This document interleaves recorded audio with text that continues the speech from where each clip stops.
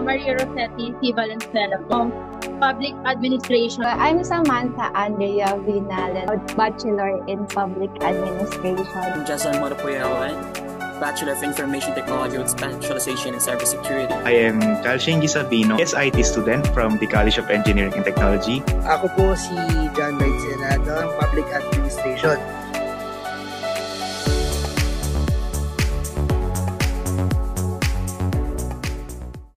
It helped aid my basic needs in a way that I did not have to worry kung saan po kami kukuha ng pera pambaon or kung pambili ng mga school supplies. Came to my transportation academic expenses.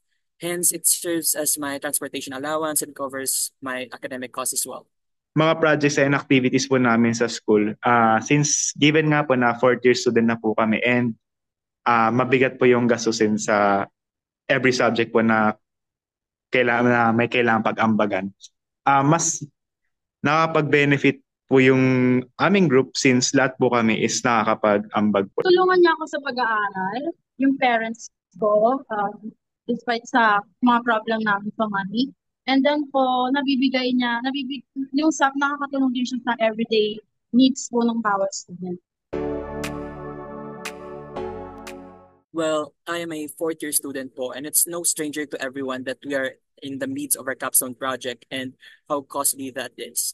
With SAP, it aids my financial burden, especially with numerous printings and transportation costs, which allows me to somehow alleviate my financial stress or challenges. Na-need po talaga ng pera nung panahon po ng thesis namin. Kaya nung nandyan po yung idea ng SAP ay medyo nabawasan po yung pag-iisip ko pagdating sa pangtustos po dun sa thesis.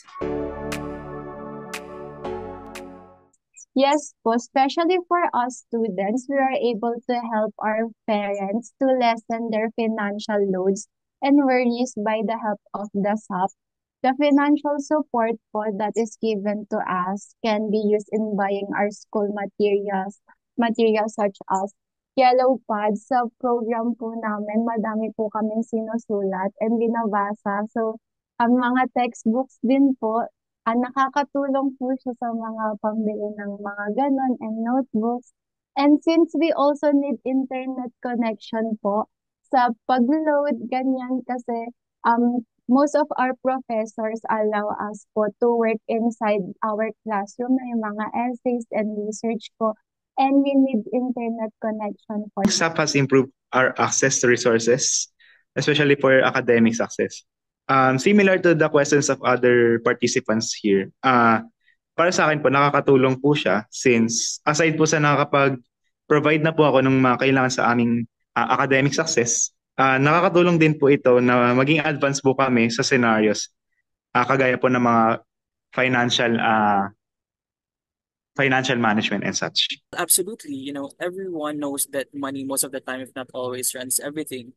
Hence, having enough money will definitely help us.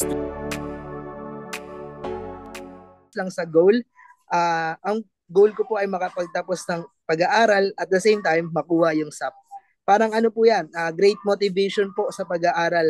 Kaya mas maganda pong maigi ho ako nag-aaral at the same time nakukuha din po yung SAP na yun. Yes po, as a college student, inevitable po yung mga class contributions, yung ambagan for thesis, for some programs po inside our class. And every time that we have class contributions for various activities, such as college weeks, university weeks po, wherein we have to prepare for something, yung contribution ko po sa class namin, yung pera na ginagamit, mostly sa tabi din po na galing sa SAP ko na nare-receive. For me, yes, because as a former Supreme Student Government Officer po, hindi lang naman po kami yung naka-receive ng SAP, kundi kami rin po yung isa sa mga tumulong na mag-assist po sa mga students na kung paano po sila magpapasa ng requirements, as well as yung pag-ayos po pag-assist po sa kanila during the distribution schedules. And when it comes naman po sa academic responsibilities, isa-summarize ko na lang po siya. Basically po, nakakapag-perform ako ng maayos and matiwasay sa bawat subjects po namin. Yes, it's part of the factors po on having that better academic performance, but it's not the sole reason. You know, it still depends on how diligent and industrious you are as a student po.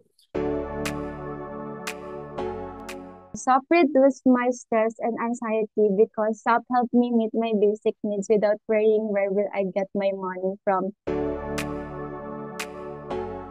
Especially with my parents po, I always tell my parents that for the time being, they no longer have to give me allowances since I still have the money from SAP because I don't want them to like, you know, shoulder also every financial burden that we have in a school. Additionally, I am very particular about how I should spend my SAP. I always make sure that I spend it wisely. We are confident to provide our own needs, kagaya po na sinabi ni Mr. Payawan. And also, we are also confident to contribute with the academic responsibilities.